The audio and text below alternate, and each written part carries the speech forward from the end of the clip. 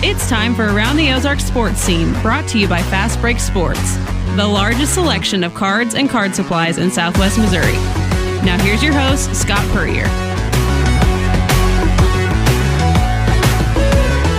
Welcome into another edition Around the Ozarks Sports Scene. I am Scott Puryear. Appreciate you tuning in this week. We got a very special guest on the line. He is I guess the new title is Assistant Director for Development in Athletics for Name, Image, Likeness, or NIL.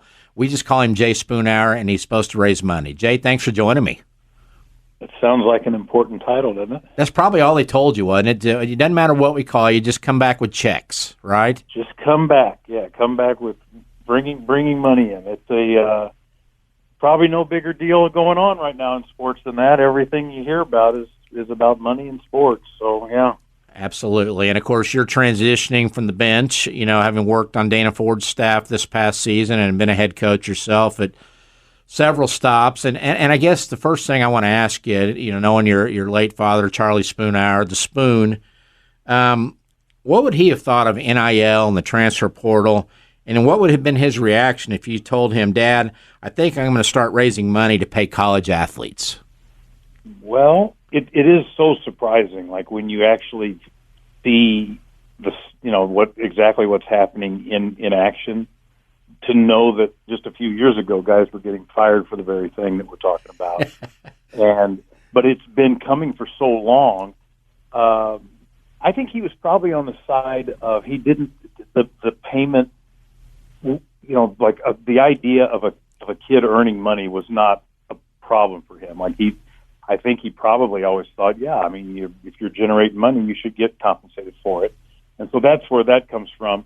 The portal thing, having the two things together makes it a little bit trickier.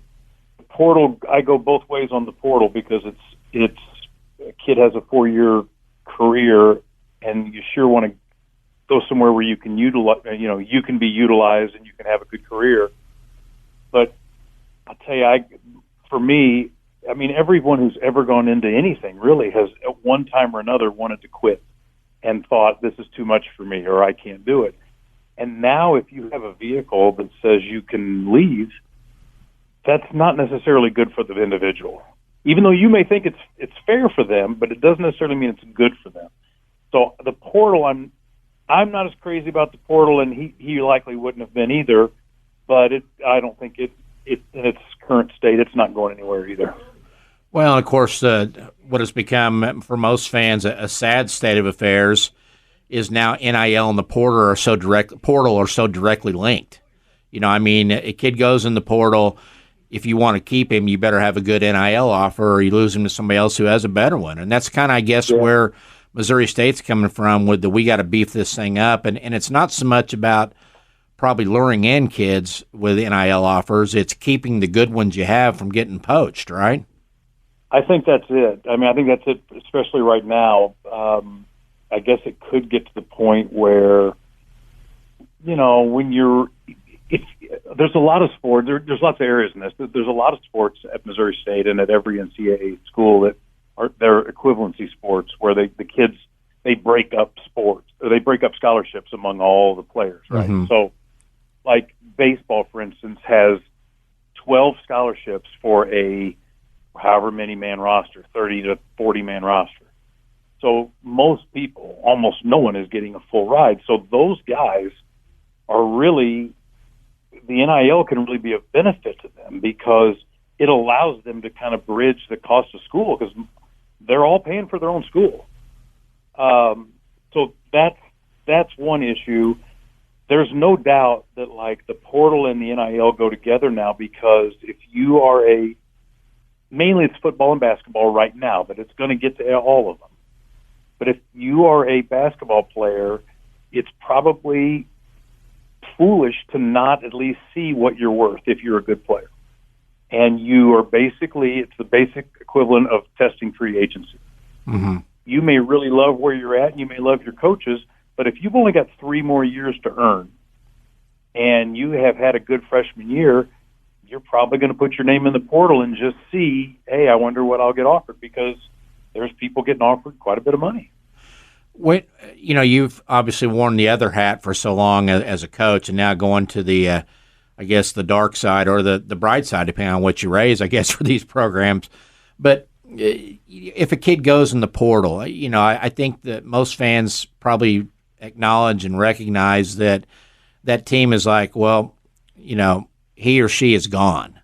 Are coaches now getting more open to keeping the door open for that kid, or is it pretty much once they go in, they move on now? And maybe basketball is an example.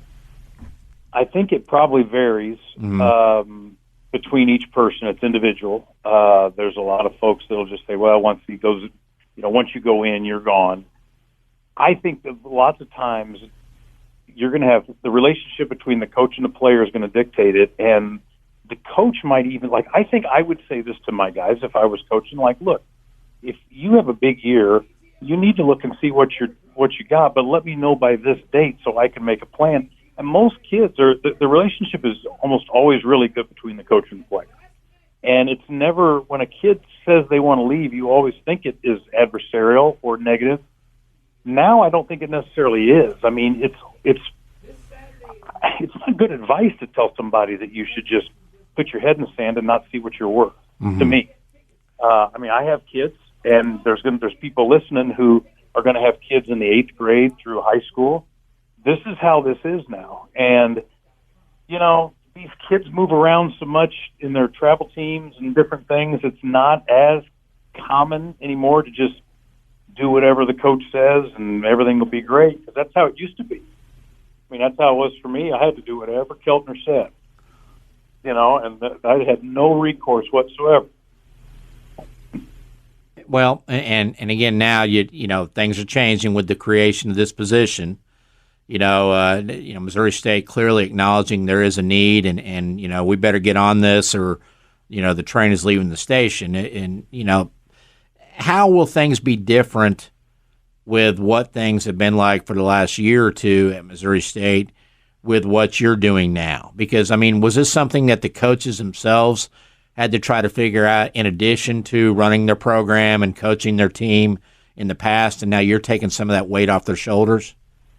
That's what I'm hopeful will happen, is that the energy that they have spent, which this is going to be part of coaching now, is sort of navigating some of this, but at least maybe now they can go to someone within the development office that, okay, this person's going to handle this. It's already happened a bit. I only started on Monday, and I've been recovering, and so I've been on a couch recovering from knee surgery, but I've been doing stuff on email because I've had 2 or 3 different folks that say, hey, now we have a place to send this. And this is where I go to, and you may be like me on this. I thought my first initial reaction to NIL was completely negative, and I thought, wow, this is just no good. And you got a bunch of kids making a bunch of money, and they already get a lot. Well, I've sort of, even prior to taking this job, I have kind of come around on that to where, for the longest time, kids weren't even allowed to earn any sort of money, and there was a lot of people making money around the kids. The universities were making money. There were conferences were making money. Schools were making money. Coaches were making money.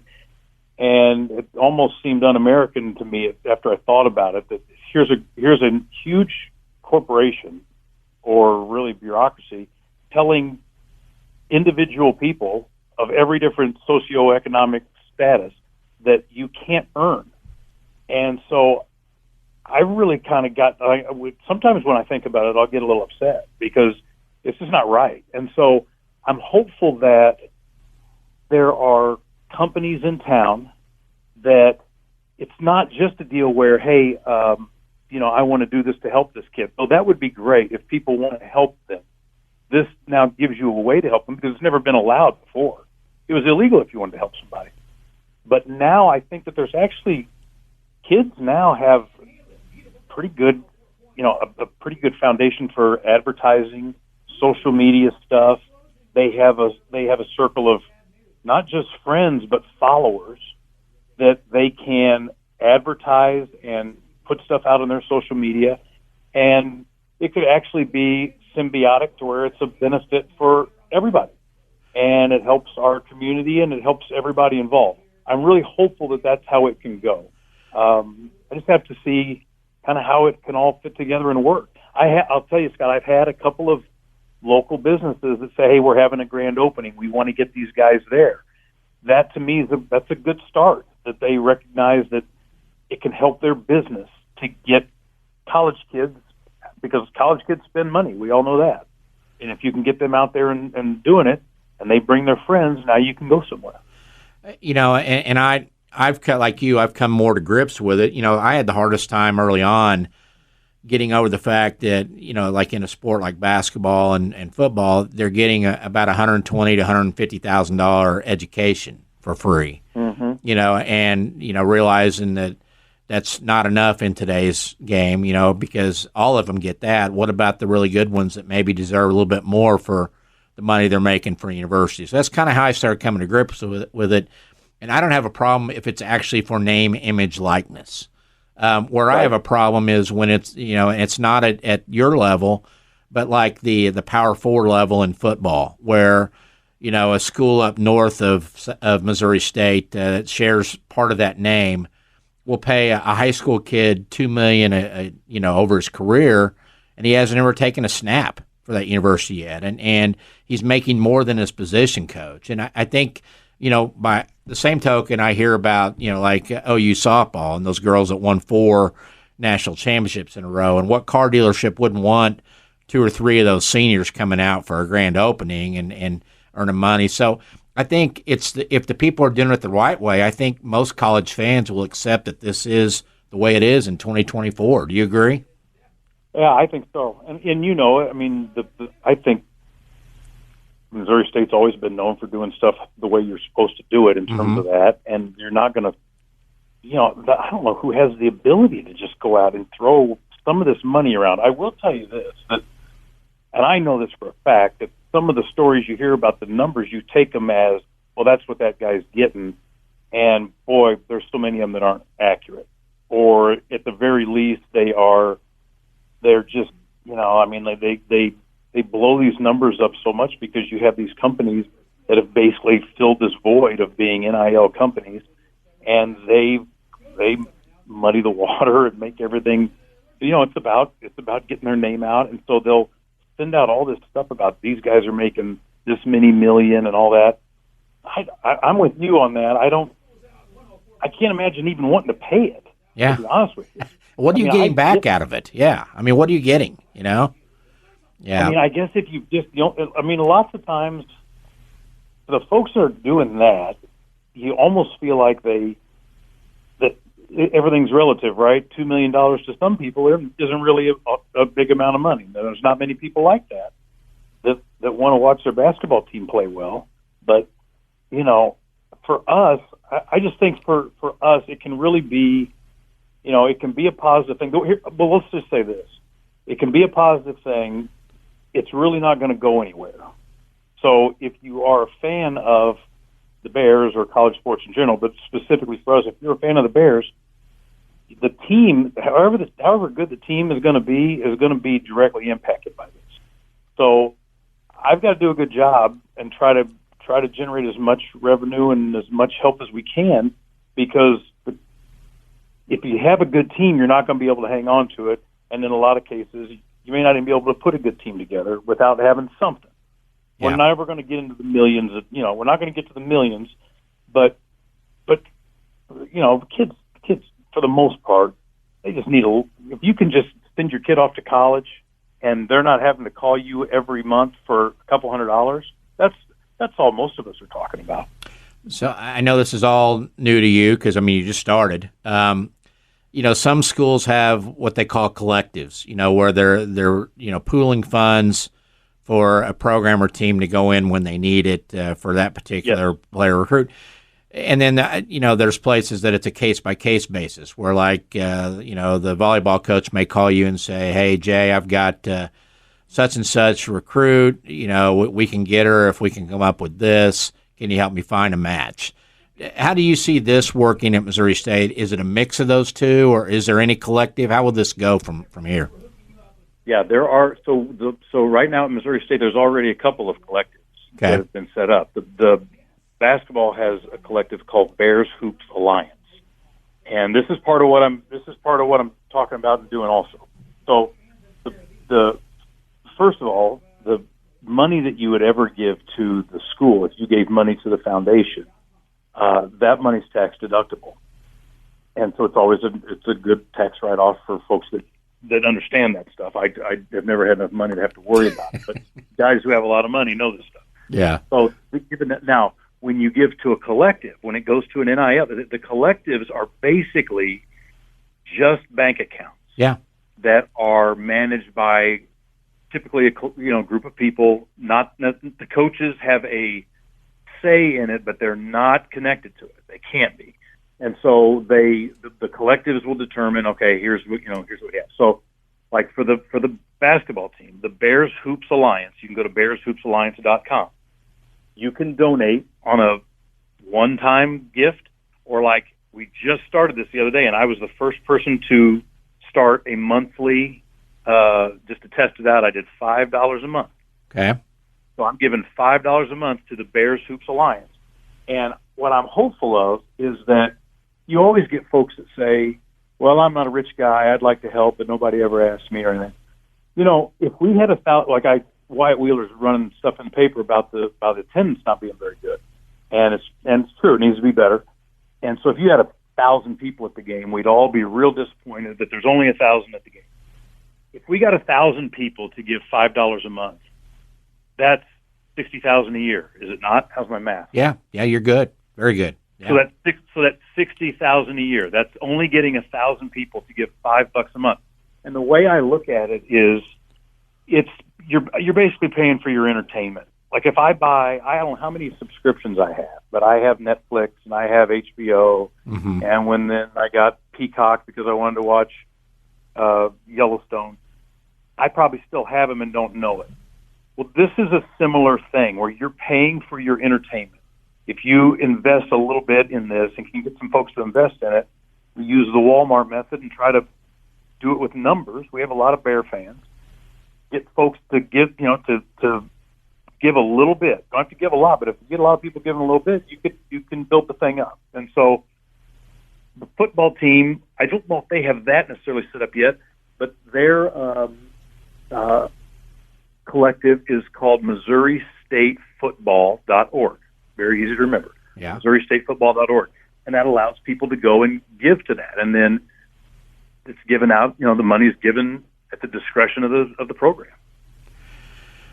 And so, I've always wondered the fine line between, and I think this is a discussion had often that I saw pretty much coast to coast, and especially at the Power 5 level. Let's say that Joe's Tire Shop had been giving $100,000 a year to athletics. Well, now, there's a chance to give, $25,000 a year to the quarterback or whatever.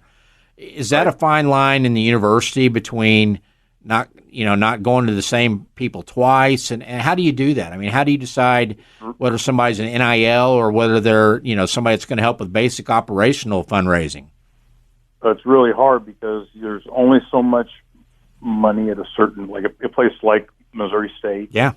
Smaller footprint maybe than Mizzou or whatever, Arkansas or whatever. And so you do end up, the people who have given to you in the past, you're always asking the same folks is what you feel like. And what you don't want to end up doing is be in a situation where you're fighting, basically cannibalizing yourself at the university, different, the same school asking the same person and not really being coordinated. So this is a huge new revenue stream that has to be satisfied. And it's so like I work for the Office of Development. I'm under Brent Dunn and Kerry Dickerson and the same folks they've been working for years raising money on all this stuff. And now here's this new thing that comes in. And it does create a problem because people who are generous with their money, they're giving you what they can. If they have money to give, they're already being generous with it. So it's going to have to come, it has to give somewhere, right? Like you can't just say, hey, I know you've given 25, why don't you give another 25 to this? Because no one wants to be treated like that. And so basically what it's going to be is what's going to happen to schools is a lot of the things that you spent money on in the past, whether it's facilities or salaries or something, something is going to have to give, because there's just not, especially, and I'm not even talking about the lawsuit that came down, which I don't want to get into it because I don't really know that much about it, but all these schools are now being asked to pay millions of dollars in a class action lawsuit for not, for basically not paying out NIL over the years. So it's really something. I mean, it's going to take, folks are going to have a little bit of patience on it, because right now no one really knows what the rules and laws are. And it's kind of learn as you go, pretty much, and just like this job. And that's kind of what I wanted to get into. I mean, so you came back to Springfield this past school year to join Dana Ford's staff, and you knew that Dana might be on a hot seat, so there was some risk involved there when you made that move. What brought you back to Springfield, and then how did this position kind of develop after the staff was let go? Yeah, so when I got here, my daughter was already here. Yeah. When I took the job, because I had told her, well, because I've always loved Springfield, so when she said, "Hey, where should I go to school?" I said, because she wanted to do real estate. I said, "Well, I'll introduce you to Patrick Murney, and you need to go learn real estate from Patrick Murney and go to Missouri State." That's what she was going to do. And then her time started getting better in cross country and track, and she was able to make it onto the team. So she was already here, and that was great. And Dana knew that, and it was all of that stuff worked really well. And we hoped we would have done better, but so it didn't work out. And then when I guess it was in April, whenever that all came down, Kyle Motes had come to me and just said, "Look, we don't know what we're going to do with this, but we know we have to make a move in-house at some point on this. And would I be at least willing to talk about doing it?" And so he and I were sort of discussing it for 6 weeks or so about how it would look. And then when he left, I didn't know, he left one day, or the day he left, I congratulated him and then said, "Hey, do I still have a deal?" He said, "Yeah, you'll still have a deal." So it's a little up in the air as to exactly what, because I had only talked to Kyle about it. But it'll be, I'll be working with Brent Dunn and Kerry Dickerson and everybody in development, trying to just help them raise funds as much as they can. But my whole emphasis will be on NIL and trying to get that organized, because this part of it changes all the time. Had a great story in the Springfield Citizen by Lyndall Scranton, as always, Hall of Fame writer, talking to you about this position, and that you've already had conversations with Barry Henson, the former Bears coach that does this at Oklahoma State, at the Power 4 level. How did those conversations go? What did you learn from talking to Barry about this position? Well, it was when I was first trying to figure out whether I wanted to do it or whether there was even a chance to do it. Mm-hmm. And, Barry was as positive about it as you can be. Because even maybe at that time, I was still sort of like, gosh, I don't even know where this is going to go. I don't know what this looks like.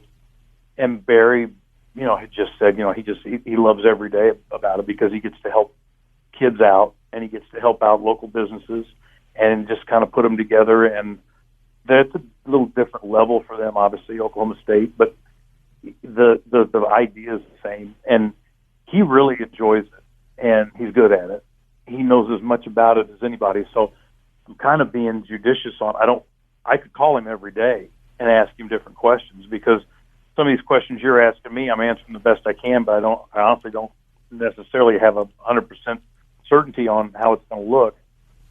He has, whether anybody's an expert at this, I don't know, but he's as close as there is, because he's been through it, and one thing he understands is getting people together, and people like being around. Well, one thing Barry also understands is he can fire just about anybody up for anything too. Well, that's right. Yeah. Did you leave that conversation feeling like, hey, I can do this? Oh yeah. I mean, after that, that's when I immediately went back to Kyle. I said, hey, here's kind of some thoughts he had, and do you think this works? Now he had been, and here's the other thing: is that folks at the school have been talking to. This is how generous Barry is. He's been talking to the folks at Missouri State about how is this how you need to do it, and so that's just how nice he is. I mean, most folks don't do that. But yeah, I took the job after that. I thought, okay, yeah, this will work. I can make this happen. Well, and you mentioned him a second ago, and he's a horrible golfer, but just a tremendous fundraiser, Brent Dunn. And the fact that you get a chance to learn under him and Kerry Dickerson, and with Dunn, it's kind of like Mr. Miyagi and Danielson, I would think a little bit. And that you guys have just started kind of talking about the approach to this, and if there's anybody that knows where to find the money in Bears fans and in our area, I would think Brent Dunn would be a good one to start with. Well, and he'd probably be able to help me a little bit more, but he's got a search he has to chair at this point. So some of his time is tied up, and they've sort of left me to my own devices here for a little while. But it'll be a thing where you'll start seeing more and more things that.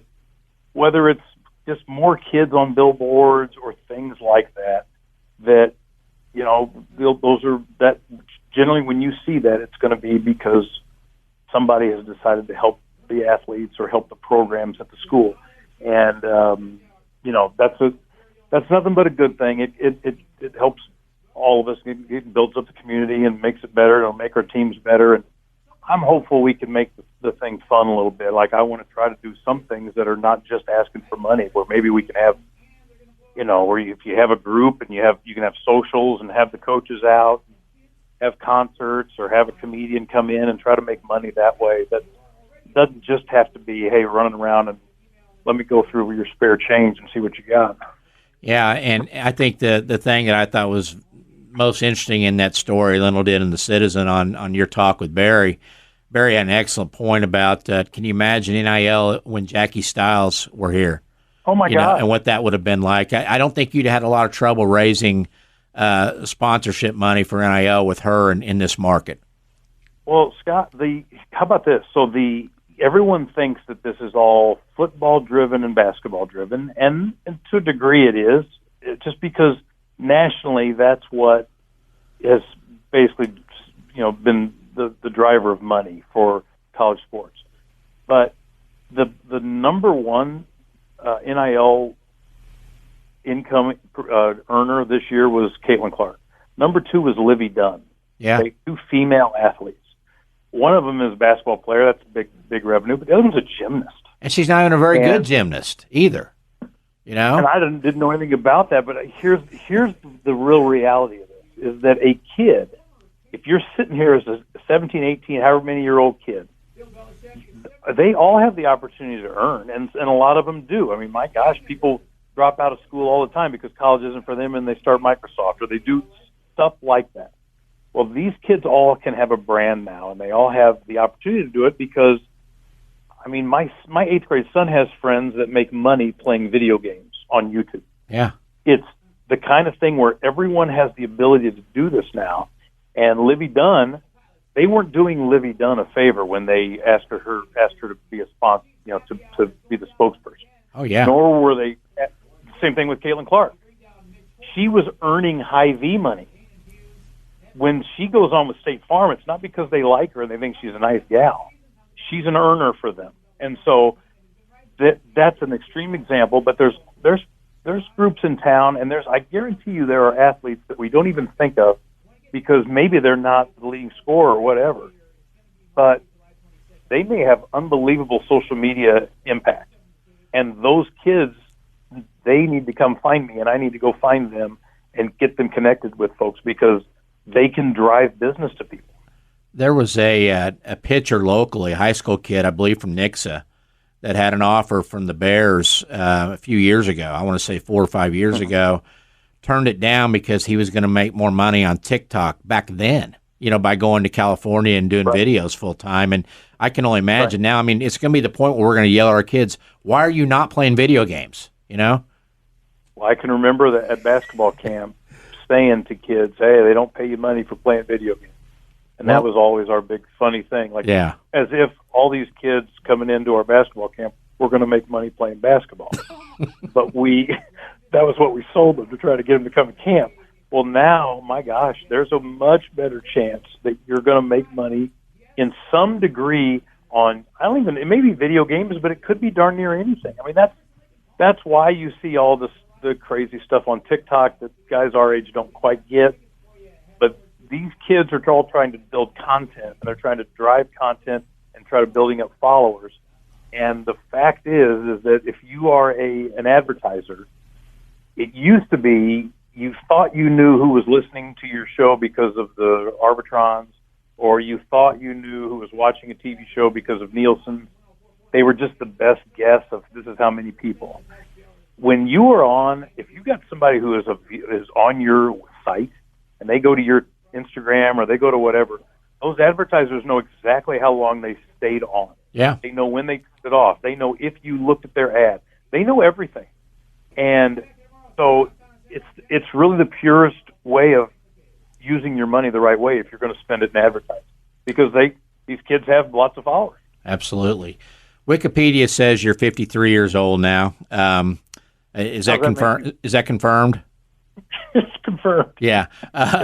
You're at a point, and I just think at the coaching circles where, Coach K and Nick Saban and those guys basically said, to hell with this. I don't recognize this game, and I don't want to be courting these kids and trying to get them contracts for and all that, and just said, I'm done. From a guy, and again, they were older. They were much older, but, you're at a point now where you could get back into coaching, or you could do this and see how it goes and maybe really take a liking to it. I guess my question is, spend some time with a buddy of mine, Jay Havens, that coaches down at Northeastern State, and we talked about just the state of the game now and whether coaches really even want to be in it anymore because of all this. Were you getting to that point? I mean, and is that kind of part of the reason why it was time maybe to put on a different hat? Well, I don't know. The guys you mentioned earlier have the ability financially to decide that too. They can say, I've got it. I don't, but it is kind of telling that, like, Roy Williams looked at it and goes, you know what? It's not even worth another $3 million a year. Yeah. To just go, that's okay. The big thing, the thing for me, like, it depends on the kind of guy you are. I was kind of just, as a coach, I was never the salesman recruiter type guy, which I think there's that sort of guy, and then there's the sort of ball coach development kind of guy. I was more of a guy that the thing that I enjoyed the most was finding a guy that nobody else liked, and I saw something in him, and I felt like I could make him work and make us win with him. Mm-hmm. And so I got to where I was pretty good at that. And the problem is if you're that guy and you take a guy that nobody knows about, you're only going to have him for a year if you're actually right, because he comes in and everybody goes, oh, wow, that guy's really good. He did really good for Eastern Illinois or whatever, and then they roll. And that's what started happening to me at Eastern Illinois. The guy, I was losing on my freshmen, and it was guys that had no offers or whatever. And the next thing you know, they were always transferred. So that got hard to deal with. And if you are a guy, look at it this way: if you're a guy who's a really good recruiter, and there's obviously the need for that's unbelievable. But if you are that guy, this is like Christmas, because not only are you recruiting high schools, JUCOs, whatever, you're recruiting from every team that you're playing against, every team you see on TV. Everyone is a customer for you if you are who's that sort of guy. And I was never really that guy, so it was less enjoyable for me. For those guys, it's even better. They love it even more. I think for a fan, the only thing that's wrong with it is it's just different. It's true that maybe you won't have guys around as long and you won't get to know them as well. But when you do have one that sticks around, you'll really appreciate them even more. And when you get players now, it used to be when you would get a player, you had no way of knowing anything about them other than how many stars they had. You didn't really know if they were any good. You hadn't seen them play. You didn't know, unless they were local. Well, now, when you get a player the St. Louis U folks are getting this right now. They're selling tickets because they're so excited about their team because they've got 4 or 5 players that they've watched play on TV.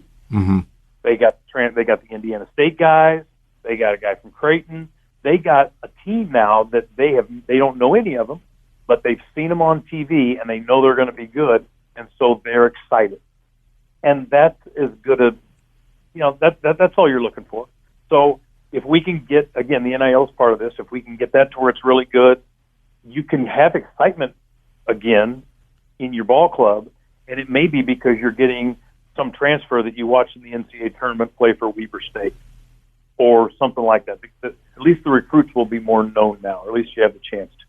Yeah, and SLU doesn't pull that off if they don't have a good NIL fund. They're not getting all those guys, right. Because it's a bidding war. And I'm guessing that Coach Cal wouldn't have been as excited about going to Arkansas if there wasn't a nice little NIL bankroll for him to start a new roster from zero, too. It's not even like a thing like, oh, I wonder what that is. No one's looking at it like, I'm going to take that job. I wonder what their NIL is. They're saying, I'm taking that job because this is what their NIL is. Yeah. It's that in a very short amount of time, it has dominated whether or not a guy decides to coach anymore or decides to take another job. That's what it is. It's the dominant factor. How bad is tampering now, and how bad was it toward the end of your time at Eastern Illinois? It was pretty bad. It got worse. It never used to be a thing, and this was another reason why I was going to have a hard time, because I was never going to do that. Yeah. I mean, I was always a ball coach type. I like being around coaches, and I never wanted to have to hide from a guy. And if you steal a guy's player, you better hide. And that sort of thing goes on. That's worse than stealing his wife in some cases, probably, right? Man alive. Well, so the tampering stuff now, I don't even know. There's no way to police it, but you got to feel like it's just on an unbelievable level. Who's doing it? Is it coaches or is it friends of the program typically? Well, it can be all the above. I think the coaches, for the most part, are probably smart enough that they would say, hey, because here's the thing, it's so close. All you have to do is talk to the AAU coach, or you talk to the travel ball coach if it's baseball or whatever it is, and you're talking to them all the time anyway. You're friends with these guys. And so they just say, hey, what's the third baseman doing? And there you go. Now you're off. Yeah. I heard he's unhappy. He's only hitting it. I mean, that's just what it is.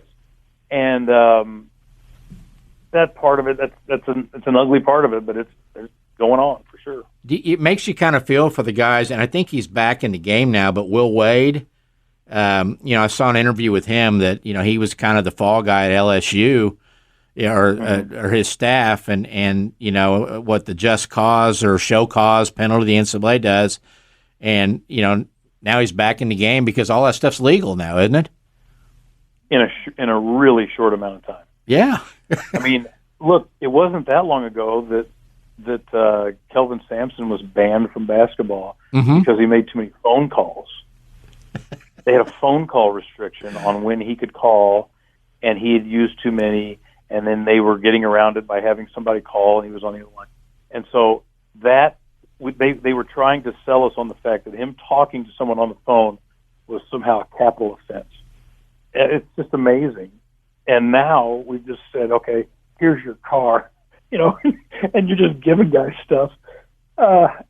It's just, it's crazy. All sort of going, it's crazy. We were all going along with the whole idea of amateurism and purity and all that, but you can't. None of us were being honest with ourselves if we thought that, because you can't have. It may have been that way prior to big money, maybe prior to Magic Johnson and Larry Bird in '79. In those days, the NCAA tournament wasn't on TV. I mean, the Final Four was tape delayed that year. Yeah. So that's how far we've come. I was alive then. It's not like it was in black and white. Well, then right after that, ESPN explodes, and then the money goes from hundreds of thousands of dollars to millions to hundreds of millions, And now you're into billions in some of these things. Like, I don't know what they say the Alabama football program is, but you're basically like the CEO of Aetna, if you're running the Alabama football team. Yeah. It's that big a deal. And so when you're talking that much money, the ugliness comes along with it. It's just how it is. And Will Wade, took McNeese State, to a phenomenal season down there. And I know he was mentioning a lot of these Power 4 jobs, and there were schools that were saying, "Oh, we can't touch that." And I'm sitting there thinking, that's exactly who you need to touch right now, because that's what's going on out there. So just crazy there. So tell me, before we let you go, the move to Conference USA and how important is your NIL position, in terms of getting the Bears prepped for NIL in a new league? Well, it's huge for football. Mm-hmm. I don't know competitively if it's much different in basketball. I think the basketball teams are probably pretty level in terms of ability. I don't know, and I'm not even sure about the other sports. I think baseball is probably a little bit better in Conference USA, although I don't know that. The travel will be much more. The cost of that stuff will be a bit more. But for football, it's huge, and it'll be really fun for the fans. Like, it's a really great thing. We have a chance to make a big jump, but it just goes without saying that the NIL part of this is really going to be big. And you don't want to just go into these new leagues or make a move and go in there and hope to be competitive. It's going to be really hard at first. But gosh, you really want to say, hey, let's go in and see let's see if we can get to the top of this thing right at the beginning, and how good can we get at this? Our community and our school has as good a shot at doing that as any of these other ones do, and in a lot of cases we have a better shot. We've got big companies in this town. We've got lots of fans. I mean, we've got lots of alumni in Kansas City, St. Louis, not just Springfield. So it's just a matter of getting folks on board and maybe showing them the importance of it, and getting something organized to where you're not just trying to survive. You're not saying, hey, we got to do this just to make it, that we're really attacking it and trying to be good. So you've got a cross-country track and field runner and a daughter, and you got a son coming for baseball now, right, as well? Yeah, he's here in the summer now. I mean, he graduated this spring, but yeah, he's here now, getting in the weight room, bigger and stronger, all that. What would Charlie say about the athletic ability of those two? Well, he'd be amazed that Gracie even wants to run, because no one in our family has ever put on a pair of running shoes. It was always deemed as punishment for us if we had to run.